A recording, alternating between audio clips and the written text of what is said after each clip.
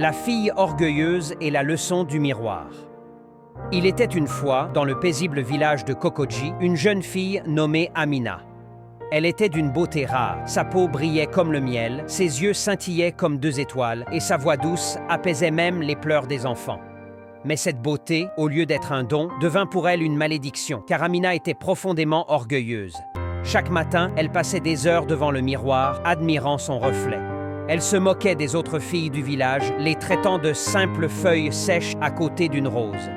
Même les jeunes hommes qui tentèrent de lui parler étaient humiliés. « Aucun de vous n'est digne de ma parole », disait-elle fièrement. Sa mère, une femme sage et douce, tentait souvent de la raisonner. « Ma fille, la beauté n'est rien sans l'humilité. Le jour où ton miroir te tournera le dos, tu comprendras. » Mais Amina riait à gorge déployée. Un jour, une vieille mendiante arriva au marché. Elle demanda un peu d'eau et un morceau de pain. Amina, qui passait par là, éclata de rire. « Va te regarder, tu es si laide que même ton ombre doit te fuir. » Les autres villageois furent choqués par tant de méchanceté, mais la vieille femme, au lieu de se fâcher, la regarda calmement et dit « Ta beauté t'a aveuglée, Amina. Puisse ton miroir t'apprendre ce que ton cœur refuse d'entendre. » Cette nuit-là, alors qu'Amina s'apprêtait à admirer son reflet comme à son habitude, le miroir devint noir.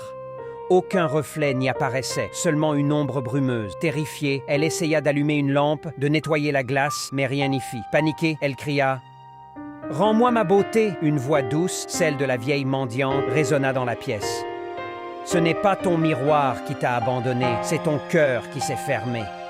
Tu as méprisé ceux qui t'entourent, oubliant que la vraie beauté se cache dans les gestes, les paroles et la bonté. » Dès lors, Amina perdit tout éclat, sa peau se ternit, ses cheveux devinrent secs et ses yeux perdirent leur lumière. Les habitants, qu'elle méprisait autrefois, ne la reconnaissaient plus. Humiliée et triste, elle quitta le village et se mit à servir les pauvres, à aider les malades, à consoler les enfants. Les années passèrent et un matin, alors qu'elle lavait les pieds d'une vieille femme malade, elle vit dans un seau d'eau son reflet redevenu lumineux et apaisé.